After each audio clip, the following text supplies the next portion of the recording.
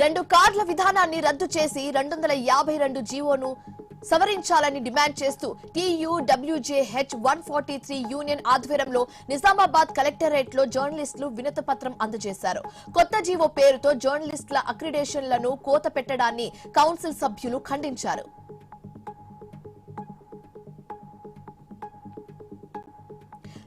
ఖమ్మం స్తంభాని నగర్ లో ఉన్న wine shop ను తొలగించాలని కాలనీ వాసులు రోడ్డుపై బైఠాయించి నిరసన తెలిపారు. వైన్ షాప్ వల్ల ట్రాఫిక్ కు అంతరాయంతో పాటు మహిళలకు ఇబ్బంది కలుగుతుందని ఆగ్రహం వ్యక్తం చేశారు.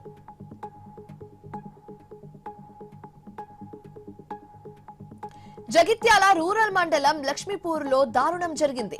అర్ధరాత్రి మహేందర్ అనే వ్యక్తిని గుర్తు తెలియని వ్యక్తులు కొట్టి చంపారు. మృతుడు పెద్దపల్లి జిల్లా తుర్కల మద్దికొంట వాసిగా గుర్తించారు పోలీస్ అధికారులు. కర్నూలు కలెక్టరేట్ ఎదుట AIYF ఆధ్వర్యంలో వినూత్న నిరసన తెలిపారు. ఎన్నికలకు ముందు ఇచ్చిన హామీ ప్రకారం జాబ్ క్యాలెండర్ ను వెంటనే విడుదల చేయాలని కలెక్టర్ కార్యాలయం ఎదుట భిక్షాటన చేస్తూ నిరసన వ్యక్తం చేశారు. కడప జిల్లా పులివెందుల మున్సిపల్ సాధారణ కౌన్సిల్ సమావేశం సాదాసీదాగా జరిగింది. బడ్జెట్ లోని 17 అంశాలకు సంబంధించి కౌన్సిల్ ఆమోదం తెలిపింది. ఈ సందర్భంగా పలు అంశాలపై కౌన్సిల్ చర్చించింది.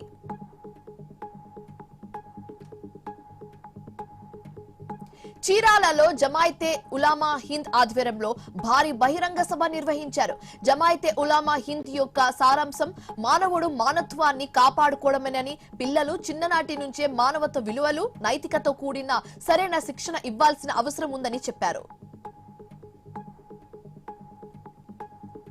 కాకినాడ జిల్లాకు మహాదాత మల్లడి సత్యలింగం నాయకర్ పేరు నామకరణం చేయాలని Kakinada city MLA Vanamadi Kondababu demand చేశారు. గత 3 ఏళ్లుగా నామకరణం కోసం సభ్యులు నిరాహార దీక్షలు చేస్తూనే ఉన్నారని తెలిపారు.